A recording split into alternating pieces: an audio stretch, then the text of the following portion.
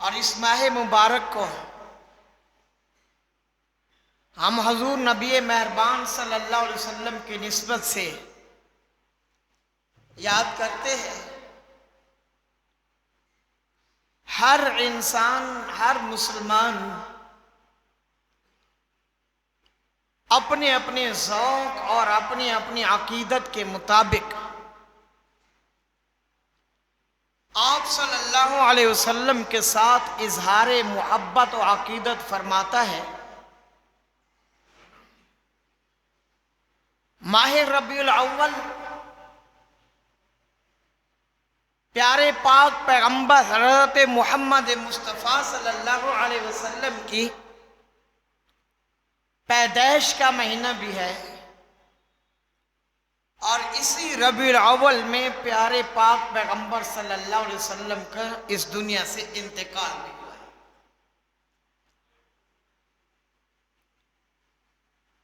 نبی مہربان صلی اللہ علیہ وسلم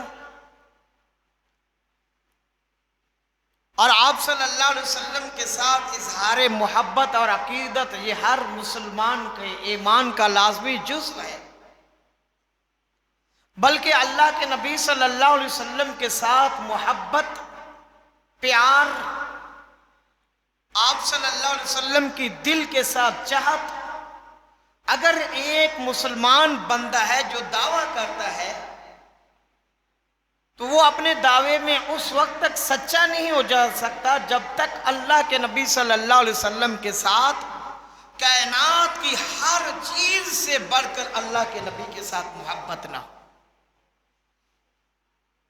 اور یہی بات اللہ کریم نے اپنی پاک مقدس کتاب قرآن مجید فرقان حمید کے اندر بیان فرمائی ہے کہ النبی اولا بالمؤمنین من انفسہم وازواجہ امہاتہم، کہ حضور نبی مہربان صلی اللہ علیہ وسلم ایمان والوں پر ان کی اپنی جانوں سے بھی زیادہ حق رکھتے ہیں۔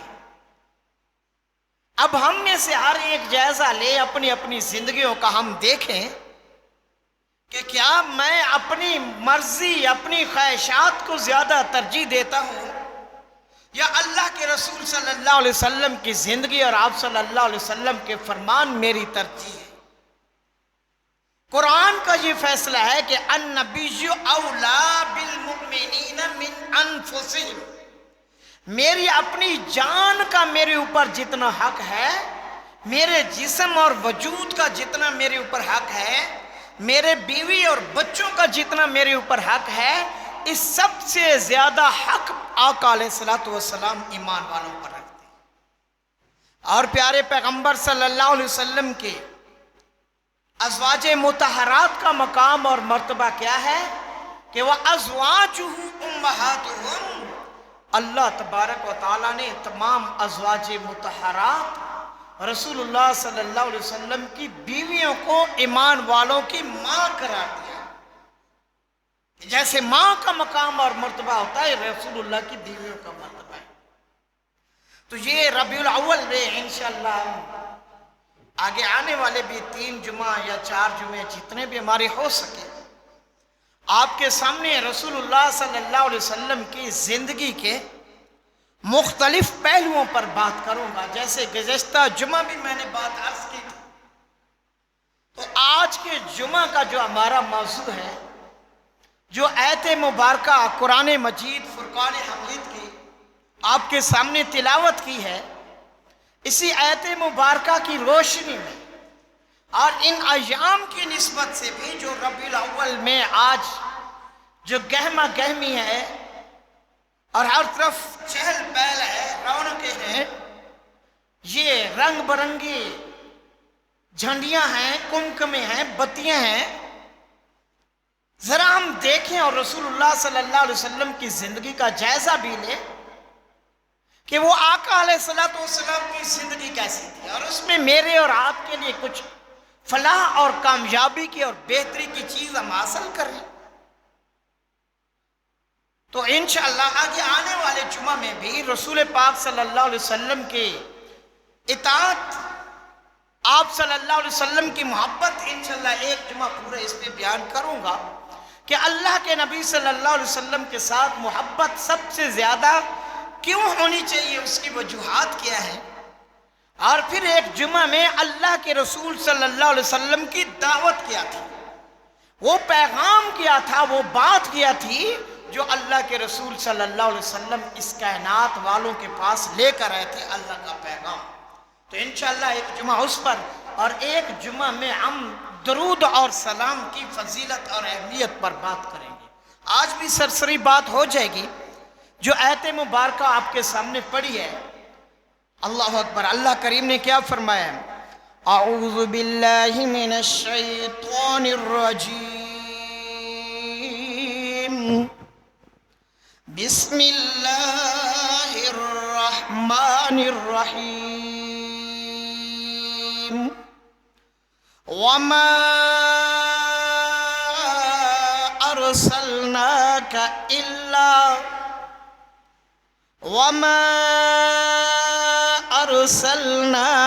الا رحمتا للعالمین۔ اللہ اکبر۔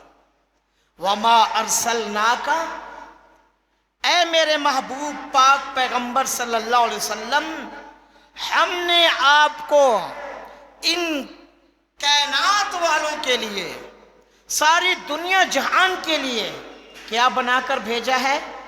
رحمت للعالمین، رحمت بنا کر بھیجا ہے۔ آج انشاءاللہ وقت مختصر ہے، چند باتیں سی آپ صلی اللہ علیہ وسلم کی رحمت کے حوالے سے کروں۔ پیارے پیغمبر صلی اللہ علیہ وسلم کی آمد سے پہلے یہ ساری کائنات، ساری دنیا گھٹا ٹوپ اندھیروں میں ڈوبی ہوئی تھی، اور یہ روشنی بھی اللہ کی رحمت ہے، یہ اجالا بھی اللہ کی رحمت ہے۔ آپ صلی اللہ علیہ وسلم جب تشریف لائے، یہ دنیا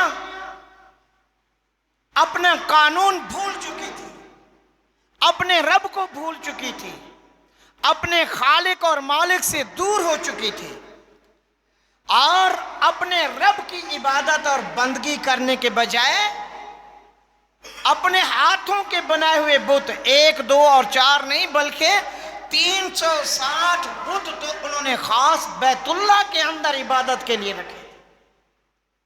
تو اللہ کے نبی صلی اللہ علیہ وسلم ان مشرکین کے لیے رحمت بن کر آئے، اور رحمت کا پیغام لے کر آئے کہ اللہ کے نبی صلی اللہ علیہ وسلم نے ان بتوں کے پجاری مشرکین کو ایک اللہ کے در پر جھکنے کی دعوت دی ہے، اور ایک اللہ کے در پر جھکنے والا بنا دیا ہے۔ وہ جو جہنم کا ایندھن بننے والے تھے، وہ جو جہنم کی طرف بڑھتے جا رہے تھے، اللہ کے نبی صلی اللہ علیہ وسلم نے انہیں جنت کا حقدار اور جنت کا مستحق بنا دیا۔ اور اس سے بڑی رحمت کیا ہو سکتی ہے؟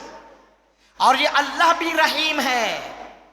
یہ قرآن مجید کی آیات ہیں، پڑھیں کتنی آیات ہیں۔ الرحمن الرحیم، رحمان بھی ہے اللہ، رحیم بھی ہے اللہ، کریم بھی ہے اللہ، غفور بھی ہے۔ تو یہ رحیم اللہ کی صفت ہے، اور رحیمیت یہی رحم کی صفت کے ساتھ اللہ نے اپنی مخلوق کو بھی جوڑ دیا ہے، اور پیارے پیغمبر صلی اللہ علیہ وسلم کو بھی اللہ نے پوری کائنات والوں کے لیے رحمت بنا کر بھیجا ہے۔ پیارے پیغمبر صلی اللہ علیہ وسلم رحمت بن کر آئے، رحمت کا پیغام لے کر آئے، ماں کے لیے رحمت بن کر آئے، باپ کے لیے رحمت بن کر آئے، بیٹی کے لیے رحمت بن کر آئے، بہنوں کے لیے رحمت بن کر آئے، مزدور کے لیے رحمت بن کر آئے، بیواؤں کے لیے رحمت بن کر آئے، یتیموں کے لیے رحمت بن کر آئے، حتیٰ کہ جانوروں اور پرندوں کے لیے رحمت بن کر آئے۔ پیارے پیغمبر صلی اللہ علیہ وسلم کی زندگی رحمت کا ایک مجسم نمونہ تھی، اور آج وہ صفت رسول اللہ کے امتوں کے اندر اللہ کے نبی صلی اللہ علیہ وسلم کے زندگی کا مطالعہ کرتے ہیں. اللہ اکبر کبیرہ. مکہ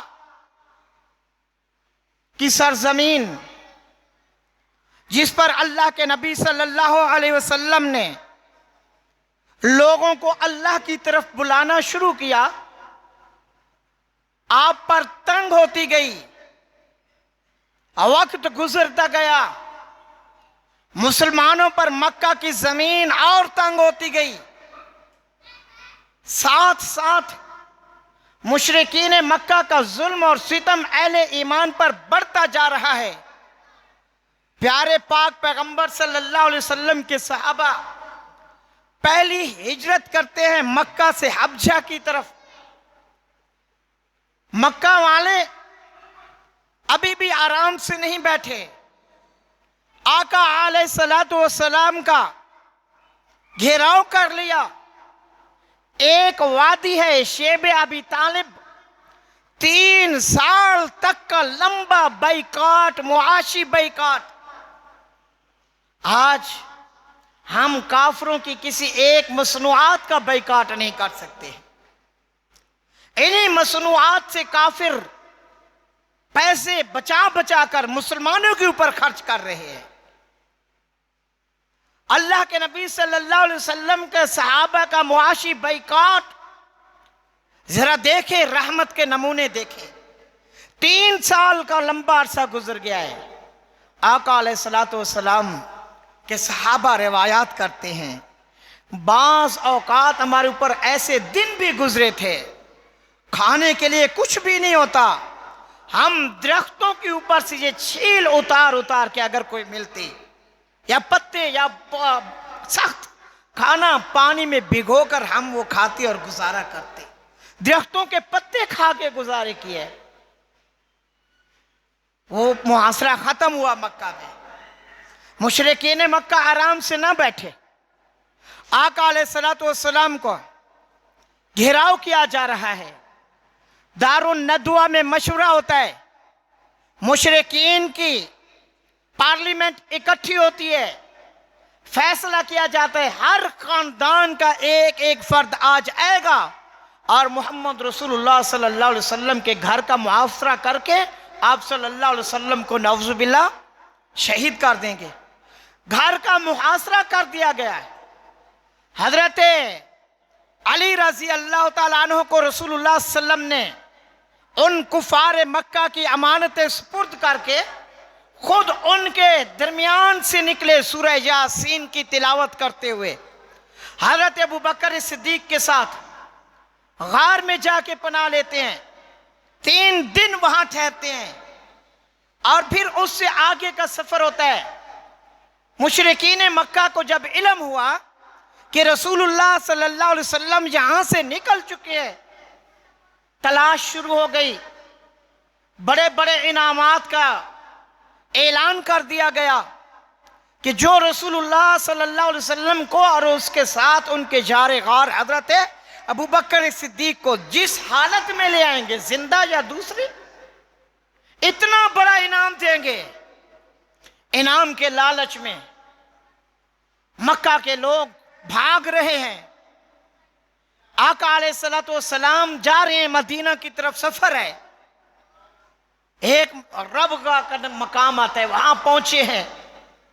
نبی مہربان صلی اللہ علیہ وسلم دیکھتے ہیں کہ کیا اچانک دشمن گھوڑے پر سوار حملہ آور ہونے والا ہے. اللہ کے نبی صلی اللہ علیہ وسلم اللہ سے دعا کرتے ہیں، اللہ مجھے اس کے شر سے محفوظ فرما لے، اللہ مجھے اس کے شر سے بچا لے. دیکھتے ہی دیکھتے اس کی گھوڑی کو ٹھوکر لگتی ہے، گر پڑتا ہے. آقا علیہ السلام آگے جا رہے ہیں، پھر اپنی گھوڑی کو اٹھاتا ہے، سنبھالتا ہے، ایڑ لگاتا ہے. دنیا کے لالچ میں کہ انعام ملے گا، پیسے ملیں گے، حملہ آور ہونے کی کوشش کرتا ہے. آقا علیہ السلام دعا کرتے ہیں اللہ سے اور اس کی گھوڑی زمین میں دھنسنا شروع ہو جاتی ہے، دھنسنا شروع ہو جاتی ہے. اب اس کافر نے یہ دیکھا کہ یہاں سے بچنا مشکل ہے، اب میں نہیں بچ سکتا۔ رحم دل آقا، مہربان شفیق نبی حضرت محمد رسول اللہ صلی اللہ علیہ وسلم سے عرض کرتے ہیں، اللہ کے نبی مجھے معاف کر دیجئے، میں اس طرف آنے والوں کا رخ بھی دوسرے راستے پر پھیر دوں گا۔ کہا جاؤ ایک کاغذ لے کر رہو، کاغذ لے کر آئے، رکا لکھ کے دیا۔ اللہ کے نبی صلی اللہ علیہ وسلم نے، جاؤ، نام تھا سراقہ، سراقہ میں تمہارے ان ہاتھوں میں کیسر و کسرا کے کنگن دیکھ رہا ہوں، کنگن یہ جو پہنتے تھے، ان کا زیور لباس، کہ اللہ کے رسول جی لکھ دیجئے مجھے۔ لکھ دیا۔ اللہ کے نبی صلی اللہ علیہ وسلم آگے چلتے ہیں، یہ سراقہ واپس پلٹ کر آتا ہے۔ کہا اللہ کے نبی آپ کو شہید کرنے کے ارادے سے نکلا تھا، آپ نے تو میرا دل خرید لیا ہے، مجھے کلمہ پڑھائیے، دائرہ اسلام میں داخل کریے، میں مسلمان ہونا چاہتا ہوں۔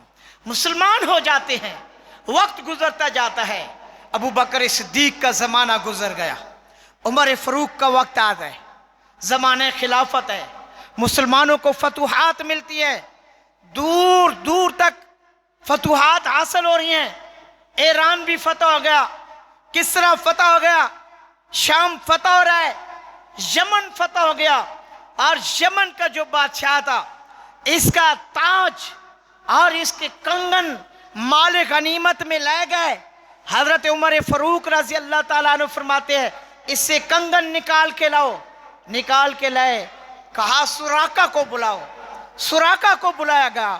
آج یہ میرے نبی صلی اللہ علیہ وسلم کی فرمائی ہوئی بات ہے، اللہ نے آج پوری کر دی ہے، ایسے پہنا کے دکھایا، لوگوں دیکھو یہ حضرت محمد رسول اللہ صلی اللہ علیہ وسلم کی بات کو اللہ نے آج پورا کر دیا ہے۔ دوستو بات رحمت کی بتا رہا ہوں، رحمت بن کر رہے، دشمنوں کے لیے رحمت بن کر رہے۔ آقا علیہ السلام ایک درخت کے نیچے آرام کر رہے ہیں، پیارے پاک پیغمبر صلی اللہ علیہ وسلم کی تلوار ساتھ لٹک رہی ہے۔ اللہ کے نبی صلی اللہ علیہ وسلم بزدل نبی نہیں تھے، بہادر تھے، دلیر تھے، جری تھے، مجاہد تھے، اور صرف اکیلے محمد رسول اللہ کی شجاعت کا، یہ انشاءاللہ پھر کبھی آپ کو موضوع دوں گا، آپ صلی اللہ علیہ وسلم کی شجاعت اور بہادری۔ ایک دفعہ کسی نے بتایا کہ دشمن کی فوج آ رہی ہے، اللہ کے نبی صلی اللہ علیہ وسلم تیار ہوتے ہیں، اپنا جنگی لباس پہن لیتے ہیں، سواری لیتے ہیں، اپنے صحابہ سے کہتے ہیں تم ادھر ٹھہرے رہو، میں ابھی دیکھ کے آتا ہوں۔ اکیلے گئے، پورے مدینے کا اکیلے چکر لگا کے آئے، کہا کوئی دشمن نہیں آ رہا، میں چاروں طرف سے دیکھ کے آیا۔ تمہارا نبی بزدل نبی نہیں تھا، نظر و نیاز کھانے والا نبی نہیں تھا، یہ بریانی کھانے والا نبی نہیں تھا محمد رسول اللہ صلی اللہ علیہ وسلم۔ رحمت کا پیغام ہے، آج ہم اس کی محبت میں کیا کیا کچھ کر رہے ہیں۔ رحمت کا آج ایک اور آپ کو واقعہ سنا۔ اچھا یہ تلوار لٹک رہی، بہت درمیان میں رہ جائے، دشمن آیا، تلوار اتار لے، اللہ کے نبی صلی اللہ علیہ وسلم پر حملہ آور ہونا چاہتا ہے۔ پیارے پیغمبر صلی اللہ علیہ وسلم کی آنکھ کھلی، دشمن کہتا ہے محمد صلی اللہ علیہ وسلم بتاؤ میرے اس تلوار کے وار سے آپ کو کون بچائے گا؟ اللہ کے نبی صلی اللہ علیہ وسلم کی زبان سے نکلتا ہے، کون بچانے والا ہے؟ ذرا بلند آواز سے اللہ، یہ کہنا تھا۔ دشمن کے ہاتھ سے تلوار گر گئی، تھر تھر کانپنے لگا ہے۔ اب اللہ کے نبی صلی اللہ علیہ وسلم نے تلوار اٹھا لی، فرمایا بتاؤ اب میرے اس تلوار کے وار سے تمہیں کون بتائے گا؟ اب میں اور آپ اس جگہ ہوتے ہمارا کیا حال ہوتا؟ وَمَا أَرْسَلْنَاكَ إِلَّا رَحْمَةً لِلْعَالَمِينَ، دشمن کے لیے رحمت بن کر رہے۔ اللہ اکبر کبیرہ، مکہ فتح ہوئے، ابھی تھوڑا ہی عرصہ گزرا تھا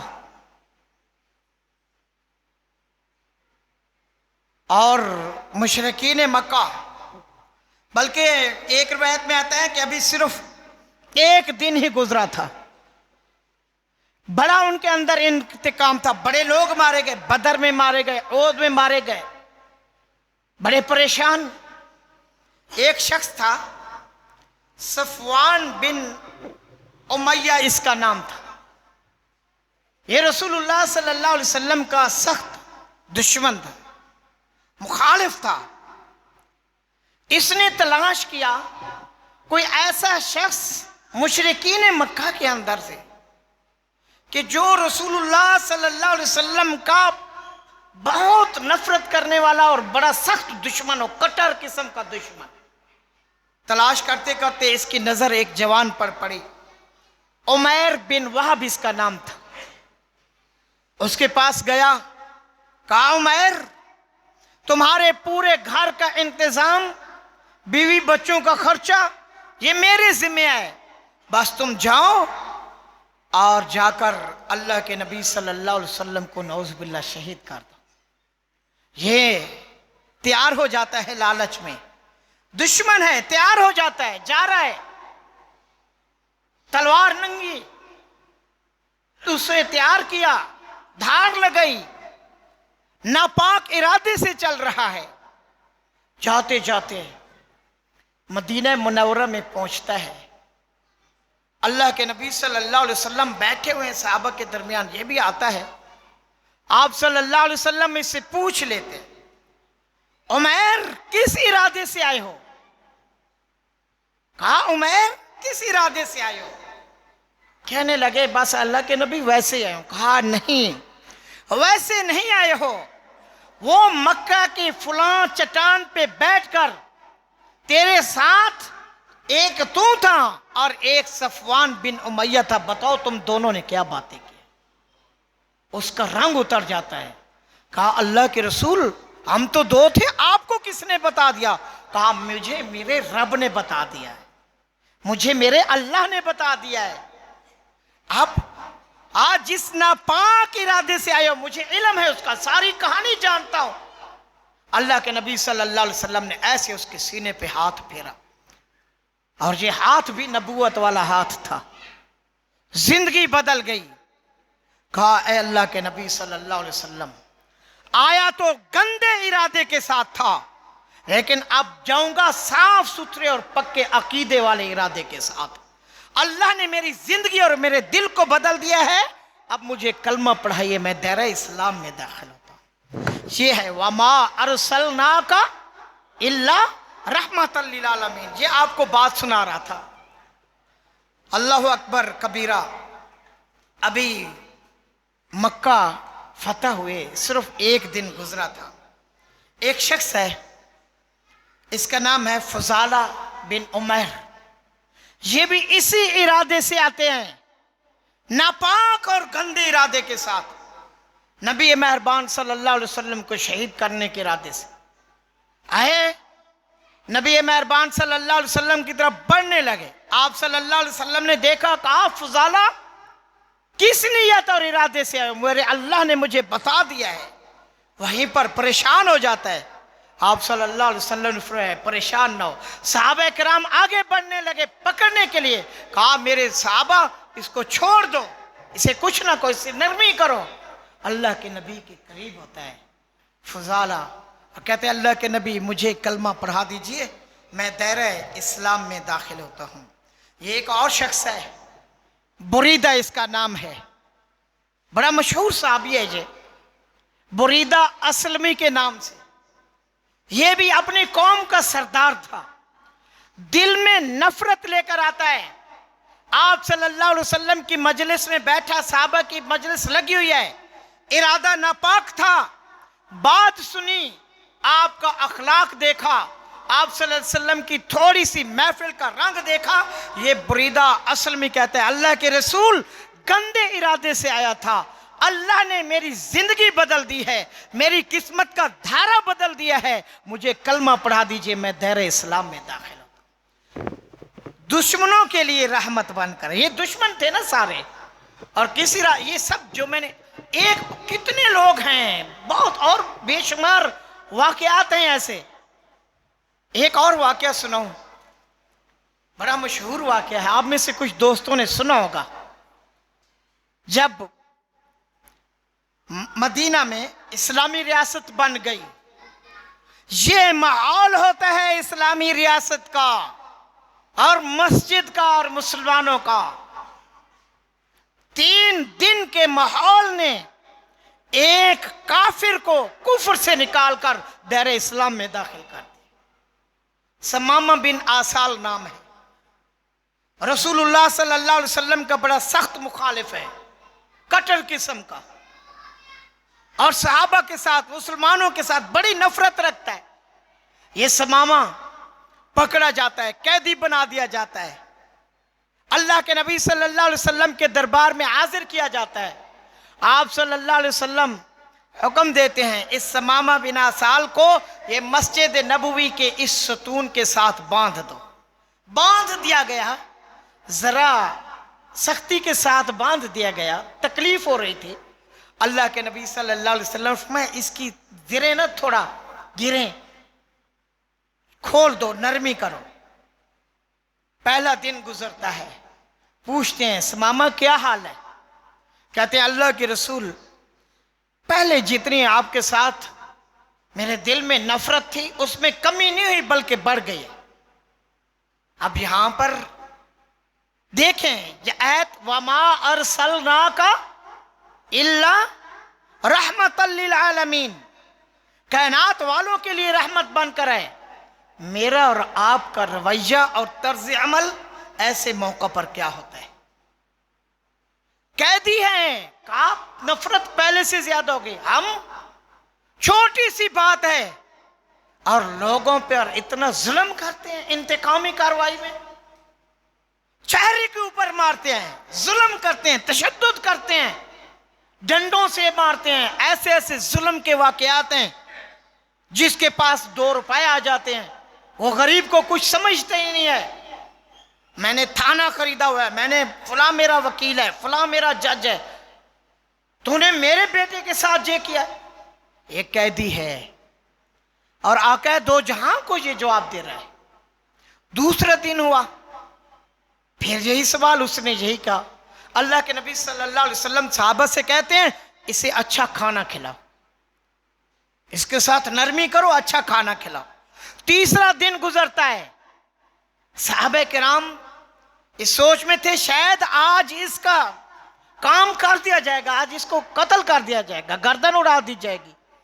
अल्लाह के नबी सल्लल्लाहु अलैहि वसल्लम फरमाते हैं, मेरे सहाबा आज मस्जिद नबवी के इस कैदी को रिहा कर दो, छोड़ दो। छोड़ दिया गया।